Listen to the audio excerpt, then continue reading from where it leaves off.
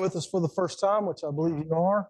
We only have one visitor today, so I'm going to direct this at you. Welcome. We're glad that you're here. You've only got about 5 names to remember. We got 2 Davids, 2 Marks, 2 Mikes, 2 Andys, 2 Melissas.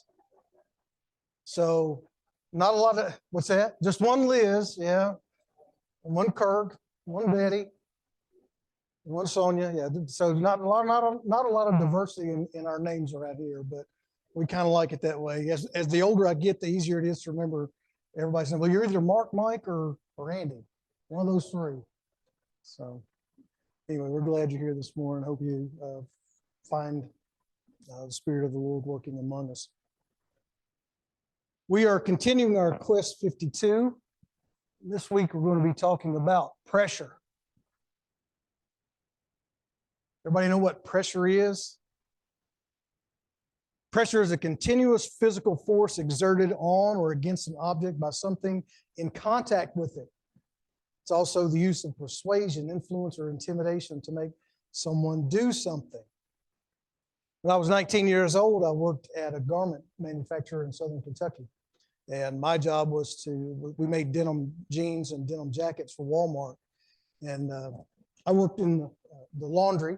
My job was to wash and dry the clothes before sending them off to the presses. And the washing machine I operated was the equivalent of around 30 household machines. You could wash 30 loads of clothes at one time. It was huge. There were 2 machines. They sat side by side on the back. And on the back side of the washers were these pulleys, these giant pulleys. On an upper one on the motor, probably about, about this big around, so maybe about 1 foot, 10 inches to 1 foot across. And at the bottom that was attached to the tub was this giant pulley about this wide, maybe 2.5, 3 feet wide. And connecting it were 6 very taut, very industrial strength, what's the word? Belts, thank you. See, I told you, as the older I get, I'm glad there's not a lot of diversity in names because I can't remember the word belt, which I have written down right here. My supervisor and I were bored one morning about 3 o'clock. It's not like, we didn't have anything else to do, like wash clothes and dry clothes and get them ready for the presses. And we decided, we've never looked at the backside of this equipment. Let's go back there and see what's up. And so we see this monster of equipment back there. And then we decided, hey, let's play a game of chicken. Let's see who can put their hand on the pulley and pull it out just before it gets to the belts. Well, I lost. And as my hand went in, it goes down. And as I'm swinging, this one comes around and catches the belt. And so I'm like this, and it goes up. And I don't know how I didn't die. I really don't. I don't know how my arms didn't get dislocated. It was just one of the craziest things. And when I get my hands out, I take a look down, and they're smashed flat. And there are grooves in there where the belts and the pulley, the pulley groove had just smashed everything flat and made perfect little lines across my hands. And the first thing I think, this is God's honest truth, my first thought was, what am I going to tell my boss? Followed quickly by, I wonder if they're broken. I can't feel them, and they're smashed. I can't move them. And so I'm sitting there contemplating that. As you can see, they work fine today, limited by age. There's a little bit of arthritis. But I learned a couple of things that day from pressure. The first one, don't do something that you can't hide from your bosses. That was not the first lesson. First lesson I learned was don't put your hands where they don't belong, or you might lose them. And the second thing was don't give in to peer pressure. My immediate supervisor was the one who started this game, and I fell right in there with him. I don't think he did it to me on purpose, but man, it sure didn't turn out good for either one of us. We did not report that to our bosses the next morning. We kept that little secret to ourselves. I submitted to physical force, and I submitted to persuasion. There are other types of pressure as well. But we're going to talk about the third one that's up on the board this morning. The burden of physical or mental distress. The burden of physical or mental distress. That's the one I want to look at today. And our quest today is, how can we learn grit from how Jesus suffered? How can we learn grit from how Jesus suffered? If you remember, grit was something that our author defined for us back in his first book, Core 52, back in chapter 51. He said, grit is defined as a passion and perseverance for very long-term goals. It's the ability to stick with a difficult task, not for weeks or months, but for years. To live life like it's a marathon, not a prison. Our story today is found in all four Gospels: Matthew 26, Mark 14, Luke 22, and John 18. I'm going to take most of the story today from Mark and Luke. If you want to turn over there to Mark 14 and keep your finger in Luke 22. It's a story of Jesus praying in the Garden of Gethsemane, a story that I think we're all familiar with. I think sometimes too familiar. I know for me, I was a little too familiar with this story. And as I began to pour myself into the study this week, I began to see a lot of things that I hadn't seen before, and found a lot of nuggets that I didn't know were there. We're all familiar with him praying in the garden, and not my will, but yours be done. Or perhaps the imagery of Jesus sweating drops of blood. But to set the scene before we get to the garden, we have to go back a week. It's been a long week. A few days earlier, Jesus rode into town triumphantly on a donkey. As the people waved palm branches and hailed him as king, Hosanna, Hosanna, praise be to the Son of God, things of that nature. Immediately, the religious leaders chastised him and told Jesus, tell them to shut up. Jesus is coming off of this euphoric high. He's hearing the praise and the adulation, and the people have the words right, though they don't understand the meaning of what they're saying yet. They at least have the words right. And immediately somebody's yipping in his ear, tell them to shut up. And he calmly tells the religious leaders, even if the people are quiet, the rocks will cry out. The rocks will cry out that I am the Son, that I am the Messiah, that I am the King to come. He goes to the temple is closed, he leaves and retreats to go to a lonely place. And it was there that he wept over Jerusalem. Oh, Jerusalem, Jerusalem, how I have longed, you who kill the prophets, how I have longed to grab you like a mother hen grabs her chicks. It's a city that's rejected God, a city that's killed God's prophets. This newly anointed king, riding in triumphantly, now spends time weeping over the city. A few days later, an intimate Seder with his disciples, those that we know as apostles, sharing what we call the Passover meal, the Last Supper, intended to be an intimate meal to remember all of God's blessings. For 1,500 years or so, they'd been celebrating this Passover feast, remembering God bringing them out of Egypt, God delivering them through the Red Sea, God sustaining them in the wilderness for 40 years, God delivering unto them the promised land. And it was supposed to be a time of rejoicing, a time of great happiness, a time of laughter, a time of love, a time of spending intense time with those you are closest to, those that you call friends, those that you call brothers, those that you call family. Jesus is weighed down by the knowledge that this indeed is his Last Supper. He's weighed down by the thoughts of betrayal. He's weighed down by the thoughts of the cross. He's weighed down by the thoughts of death. These things are only hours away. They had been years away. He'd been moving towards that for almost 3.5 years. And now it's here. The moment is here.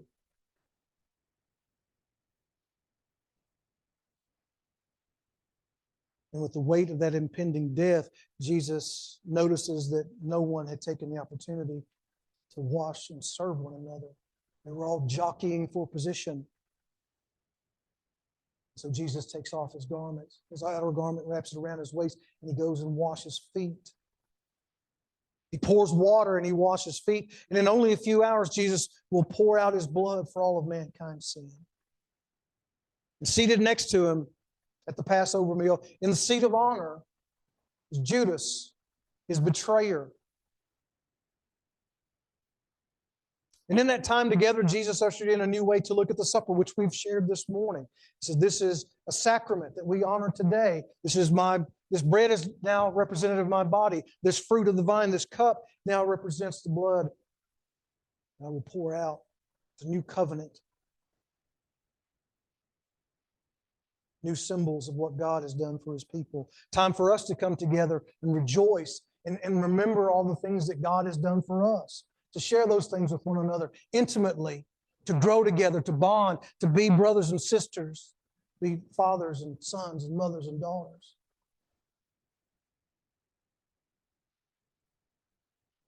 And Luke tells us, once again, the disciples are jockeying for position. An argument breaks out about who will be the greatest in Jesus' kingdom. They still don't understand what his kingdom is about. He's ushered in as king. He's going to take over Jerusalem. He's going to take over Israel. He's going to push Rome out. He's going to restore the boundaries. He's going to restore it the way God wants it. And they simply don't understand. They want to be a part of his cabinet. They want to be a part of his administration. And they're fighting about who's going to be the lieutenant governor, as it were. Who's going to be the chief of staff.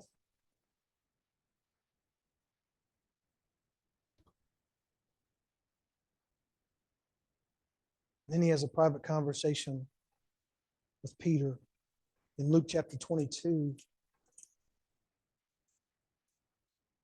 He tells him, the Jews and the world lords it position over people, but not so with you. You're going to serve one another. If you want to be great in my kingdom, if you want to be first in my kingdom, you're going to be last. You're going to learn to serve. And he has this conversation with Peter, Luke chapter 22. Verses 31 through 34.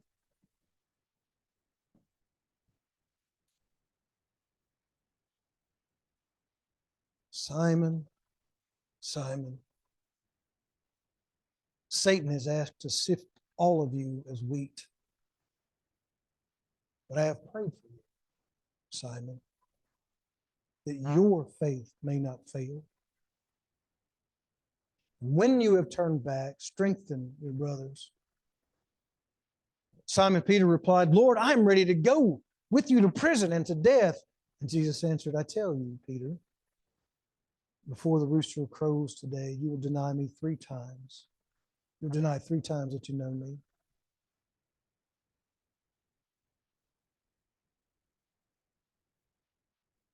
What a roller coaster. What a time of great sorrow, great joy, great sorrow. And in fact, Isaiah prophet tells us in chapter 53, verse 3, that this will be the Messiah's plight in life. He is despised and rejected by men, a man of sorrows. His life will be filled with sorrows. Did we not discuss that this morning in our class in 2 Corinthians? Our life as Christians is not supposed to be all diamonds and rainbows and the wonderful, what the world would call wonderful things of life. Nice houses, nice cars, nice clothes, nice job. No, our life is going to be filled with suffering. He is a man of sorrows, a man who has suffered, acquainted with grief. And we hid, as it were, our faces from him. He was despised, and we esteemed him not. I love how the King James reads in that particular verse.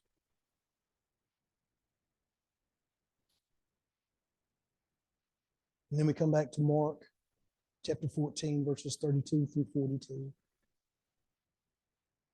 Then they went to a place called Gethsemane, Jesus and his disciples. Jesus said to his disciples, sit here while I pray.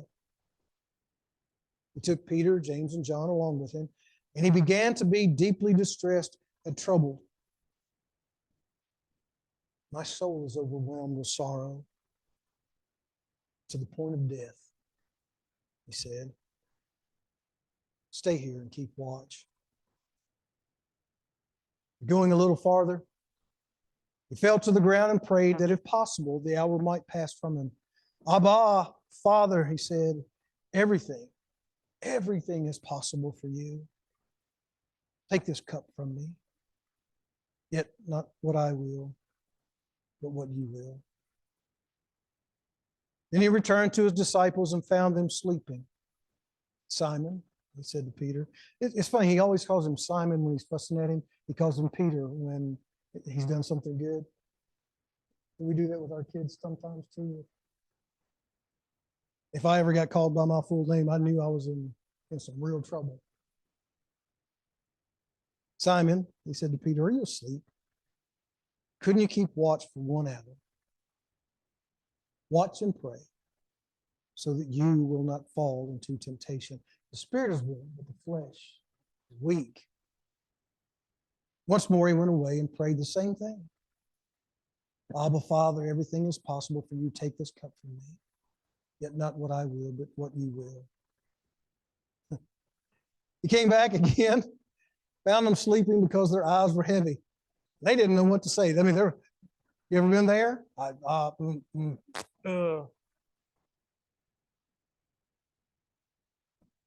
Returning the third time, he went away and prayed again, Abba, Father, everything is possible for you. Take this cup from me, yet not what I will, but what you will. He comes back. Are you still sleeping and resting? Enough. The hour has come. Look, the Son of Man is delivered into the hands of sinners. Rise, let us go. Here comes my betrayer.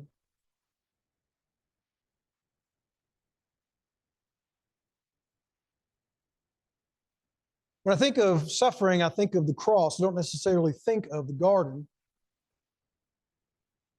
Maybe because we're physically minded, oriented, or at least I am. I can imagine a body on a cross, and I can imagine the great physical torment, the great physical anguish, the great physical suffering that was going on there. But when I read this story about the garden, it's very succinct. In all 4 Gospels, there's no more than 10 to 15 verses telling the entirety of the story. And I think he suffered there. That doesn't look to me like suffering.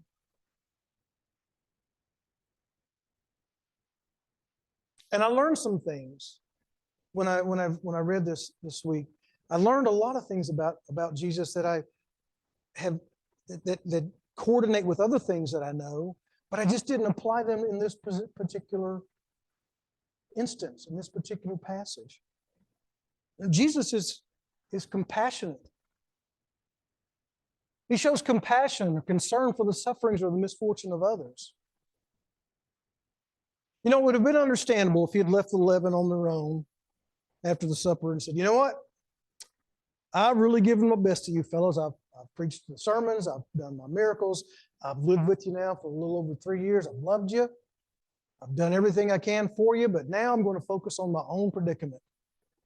Now I'm going to focus on me. So you guys are on your own. But in Luke 22:40, he turns his gaze towards them and says, pray that you will not fall into temptation. What he's doing here is he's making their concerns his own. He's shown compassion for these 11 men on the hillside in the Mount of Olives in this Garden of Gethsemane. And he's urging them to maintain a close communion with God so that they may not fall into temptation. And temptation of what? What kind of temptation is going to come their way? Same kind of temptation that comes our way now. Doubt. Is he really the Son of God? I mean, if he were really the Son of God, if he were really the Messiah, would he be going through what he's getting ready to go through? Would he have to endure, or would any of us have to endure what's happening? He says he's the Son of Man. He's done all these miracles and other things, but he keeps walking away from this earthly kingdom, which is our idea of what it's supposed to be. So maybe there's a doubt that creeps into their mind. And then, of course, when on the footsteps of doubt, you start to disown somebody. I don't have nothing to do with you. And it's very similar to denying. I don't know him. Not only do I disassociate myself with you and remove myself from your presence, I deny ever knowing you, ever having any part of you. That's a temptation sometimes, isn't it? Kirk went through that brilliantly this morning in our class. We are in this world, but we don't have to be of this world. And sometimes we have to remove ourselves from situations that may take more than we've got in us. We doubt, and we disown, and we deny. And that denying part, Peter knows about that. We're going to read a few verses later, maybe chapters later in some occasions. Peter's going to deny him. As a matter of fact, Jesus even said, hey, you're going to deny me 3 times before the rooster crows in the morning to wake everybody up. You're going to deny me 3 times. I'll go to die with you. No, Peter. No, Simon, you won't. And as I look further down the line and I see Peter's resolve as he comes back, and I see Peter writing epistles and going out and proclaiming the good news of Jesus Christ, I read what he wrote in 1 Peter chapter 5, verse 8. He says, be alert and of sober mind. Your enemy, the devil, prowls around like a roaring lion looking for someone to devour. When he wrote that line, could this conversation that he'd had with him, could this opportunity to be there with them, could that have been going through his mind when Jesus says, be alert and pray? Be alert and pray. Peter had an aha moment somewhere down the road, didn't he? That's what he meant. Pray that we don't fall into temptation. Then Peter, when you do come back, and I love how Jesus says this, he's prophesying in a way. He's telling Peter, and when you return, when you come back, strengthen your brothers. He already knows what Peter's going to do. He knows that Peter's going to deny him. He knows that Peter's going to, and the third denial, one of the versions, and one of the Gospels says that he made eye contact with Jesus in that moment, and it devastated Peter, and he ran outside weeping. And the difference between him and Judas Iscariot was Peter repented of his sin. Judas Iscariot stayed in it and died in it. Tremendous compassion on the part of Christ. With the mental, emotional, spiritual, and physical pressure of all that he's about to walk through, he takes a moment and he says to the fellows, I need to say something to you. I want you to pray now. I want you to pray that you don't fall into temptation. Because Satan's plan was to put them through the grinder.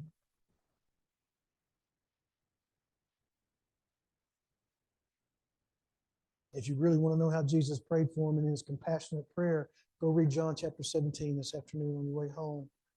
He prayed that the Father would protect them. He prayed that they would have the fullness of his joy running through them. He prayed that they might be sanctified by the truth. In a few short hours, Jesus is saying, I will be beaten. I will run through the mockery of a trial. I will hang on a cross. I will bear the weight of all sin. I will die. But my concern right now is you. Those whom I love, my friends.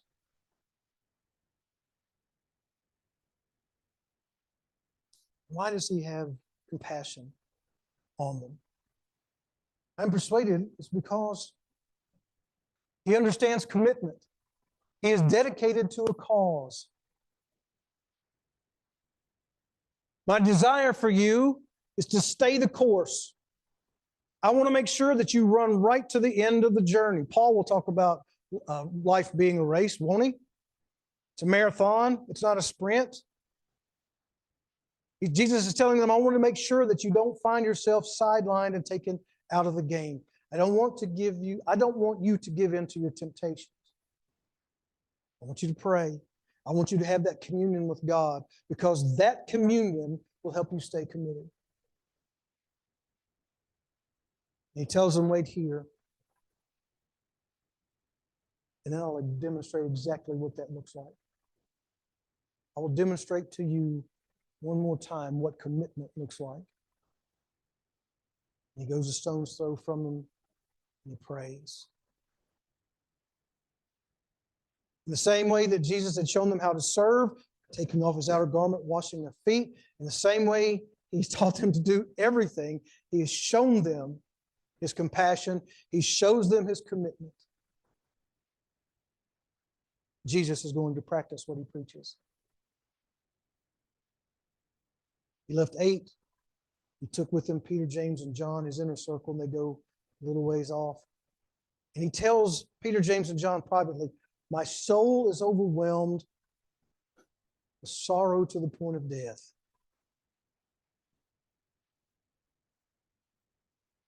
If there's ever any line of Scripture that identifies Jesus as being human, fully human, I think it's that line right there.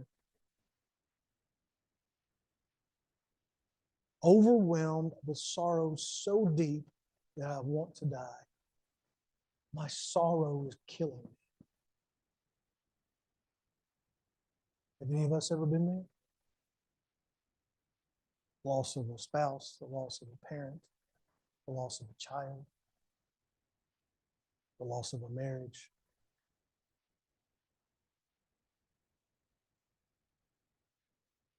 Grieved so deeply that he wanted to die.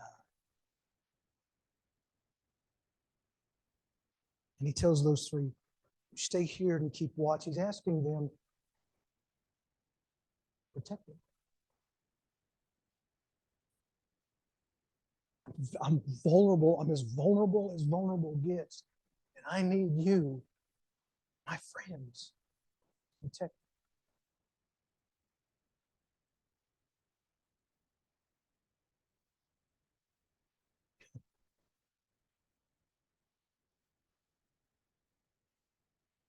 Doesn't sound anything like the Jesus that we read about in the rest of the gospel, does it? Asleep on the front of a boat while the storm rages and the boat's sinking. It's just a little bit of water, a little bit of thunder and lightning. No big deal. I'm going to take a nap. Demon-possessed man comes out of a graveyard in the middle of the night, screaming at the top of his lungs, bearing scars and chains and clattering as he comes up to him. Jesus never moves, never flinches. What's up, Legion? That's not what he said.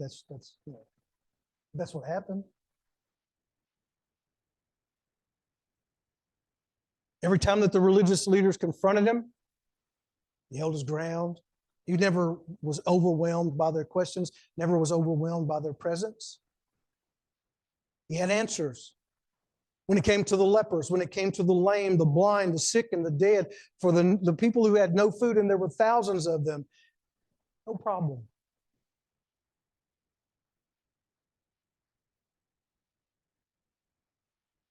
And I'm persuaded that he didn't have a problem with any of those things because it was his custom to retreat to a lonely place and pray. It was his custom.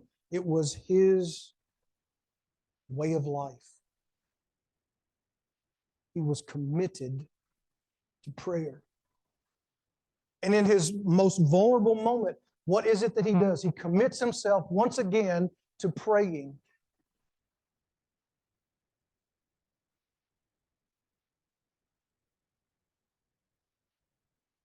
I have a problem that's too big for me to handle. I'll go and pray about it, but that usually lasts about 10 or 15 minutes.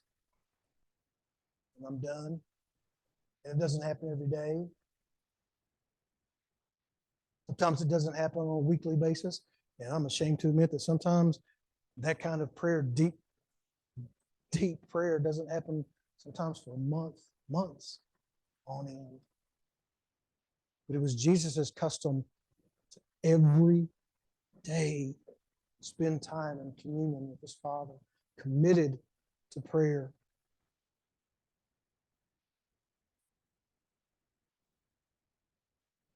As he's asking him to watch them, I'm also convinced he's asking him to pray. He asked him to do that. He said, pray and keep watch. I want you, men, my apostles, I want you to pray for me the way I've prayed for you. I need the strength to overcome what's in front of me, the same way you've needed the strength to overcome what's in front of you. The way that I have prayed to God to give you that strength, I need you to pray now to God to give me that strength. The pressure was crushing it.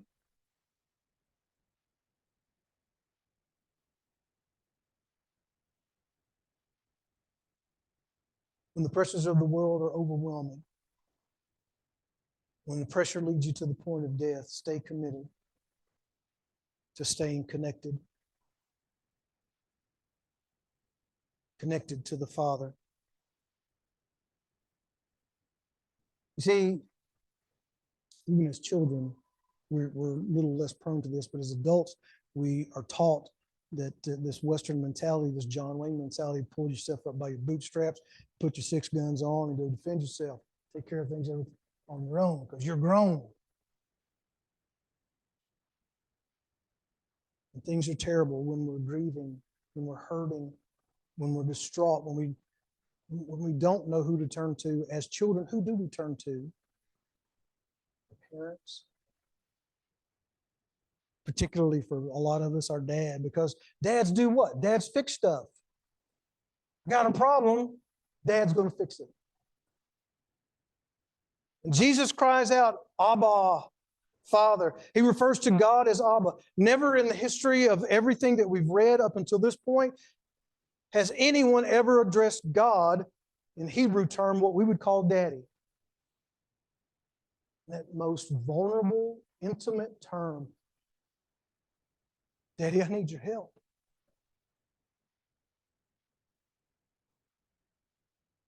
I know you can do all things. And I'm overwhelmed by the prospect of what's coming. If there's any other way, let this cup pass from me. And boy, I wish we had another 6 hours to talk about that cup. It says, yet not my will, but yours be done. He says, I'm committed to the plan. And he shows that commitment by praying 3 times. This is a picture of a cartoon picture of an olive press, one of 2 or 3 different styles that would be available during that time. I've often wondered why he prayed 3 times.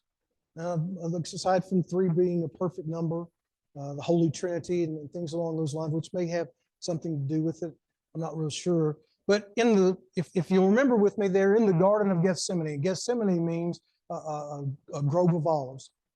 A garden of the olive press. And so in this garden is an olive press. And in order to get all the oil out of the olives properly, they would put them, you see them in the basket back here in the back, right here. And they've got a stone across the top and this board across it, and there's some weights hanging here. And you would press them once, and you would put 1 stone on there, or 2 stones, and then you would release it, and then you would readjust things and put things back in order, and then you would put more weight on there to press even more olive oil out, and you would release that, and then you would rearrange things and put the olives back in there, and then you would put all of the weight on there to get that last drop of olive oil out. And it's that last time, it's that last prayer, the 3rd time, when Jesus is suffering under the weight and the pressure of my sin. The prospect of, for the first time in the history of all things, he would be separated from his Father. In that moment, he sweats blood.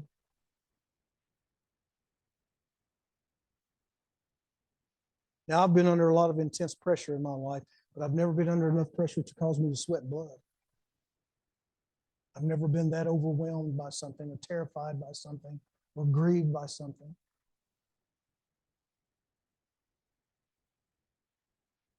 Luke tells us that in the same way that Jesus was tended to after his 40 days in the wilderness, the angels came to him and tended to him. In this moment, an angel appears and tends to Jesus. And what are angels? In essence, they're messengers. They're messengers from God. God gives them a message, and they go and deliver that message. Or God gives them a task and they go accomplish that task. And we're not told of any of the conversation between God or between Jesus and this angel, but in my mind, I think it had to go something like this. Your Father hears you. And He wants you to know He loves you. But there is no other way. I want you to remember, and the Hebrew writer will point to this, I want you to remember what's on the other side of this cross, my son. The joy of having all the redeemed claimed back to us.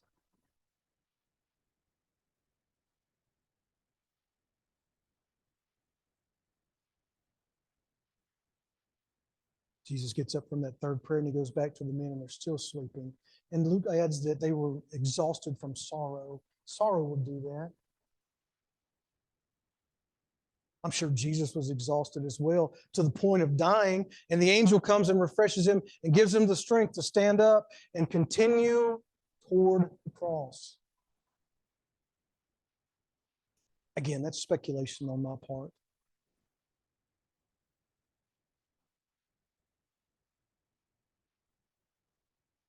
And as the Hebrew writer tells us that there is joy on the other side of the cross, I believe at that moment when the angel tends to Jesus, that it is his conviction, his firmly held belief or opinion, his firmly held belief that God will raise him from the dead, that God will save those who put their faith in him. I believe it is his conviction and the nurturing, the nourishment from the angel that gets him to stand up, to come out of that prayer. And as he looks at his disciples who are still sleeping, he said, it's enough. Enough of this charade. Enough of this. It's time to finish it. He says, look, behold, my betrayers are coming.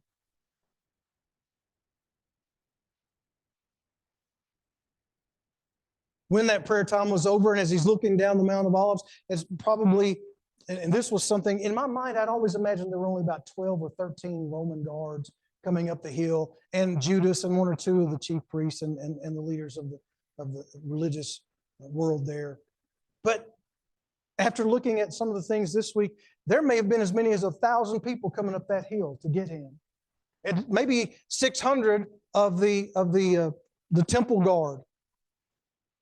Maybe some Roman soldiers as well. And why would it take that many people to come and get Jesus? And he says, and he tells them, I've been in the temple preaching. You've had every opportunity to take me there. Why is it that you come to me at night? Why is it they come to him at night? Because they feared the crowds, remember? Hosanna! He's our new king.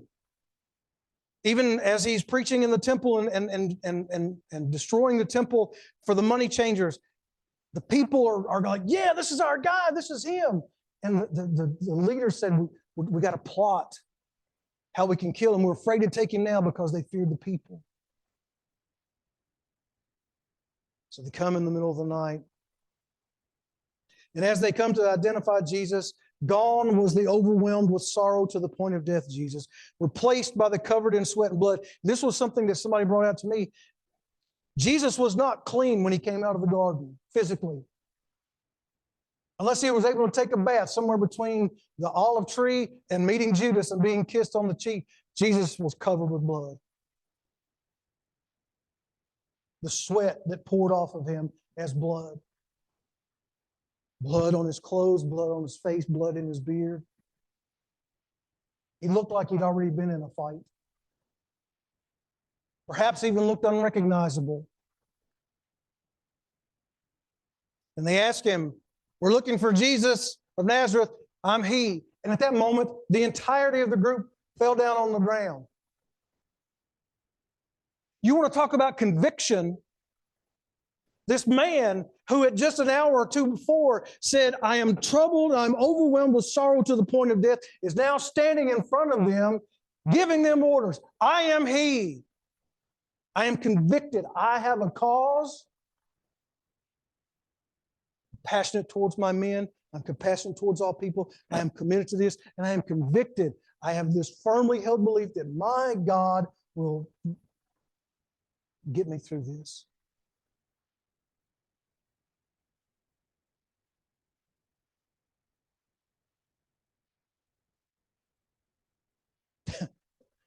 They get up off the ground and ask him one more time. He's already told you I'm him.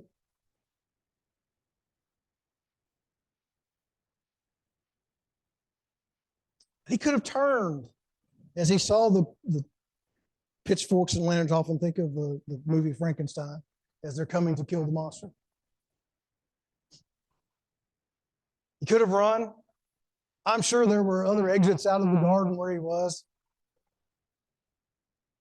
But he said, no, let's go meet them so that they don't have to chase me, so that they understand how committed and how convicted I am. Judas comes to him and he says, Judas, are you betraying the Son of Man with a kiss? Are you betraying Messiah with a kiss? Are you betraying God with a kiss? That which was meant to be the most intimate type of greeting that you could have. We lose that in our American society. We come in with a hearty handshake, and I don't know, in different cultures, especially throughout Texas and Louisiana, the culture in Louisiana is so much different than it is here. When you shake hands with people in Louisiana, it's like you got a limp fish in your hand. You shake hands with people here in Texas, you might not get all your knuckles back in the right order.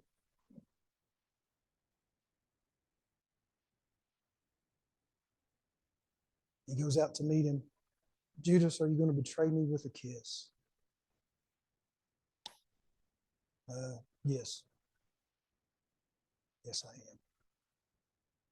The sword is drawn and ear is cut off. And Jesus says, no more of this.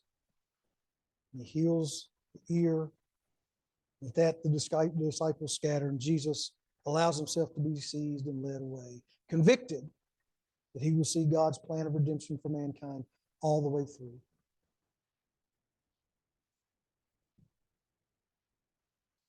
So how can we learn grit from how Jesus suffered? How can we learn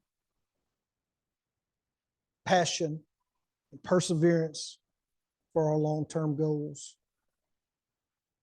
We find them in our Savior here. We find his compassion. And all three of these are intertwined. And if on the lineup on our sheet here, you'll see that there are 3 C's and 3 D's, which would have been a good report card in my day. Half and half if we're looking at this outline. We want the 3 C's, but we can do without those 3 D's there. They're all intertwined.